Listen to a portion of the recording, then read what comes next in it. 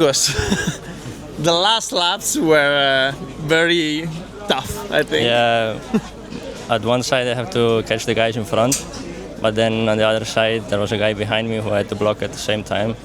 So yeah, it was crazy, but in the end we managed to protect and fight. You defended very well because you understood the places where the guy behind you could overtake you. Yeah, on this track there's not many overtaking opportunities, so I just blocked the 2 or 3 main ones.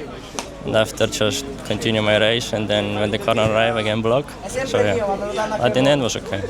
Are you satisfied about this weekend or you could imagine something more? I could imagine something more because a crash in the pre-final set me back to the starting grid of the final. But anyway, we make a great race and I'm very happy for the team and the engines. Congratulations! Thank you. Bravo Marco.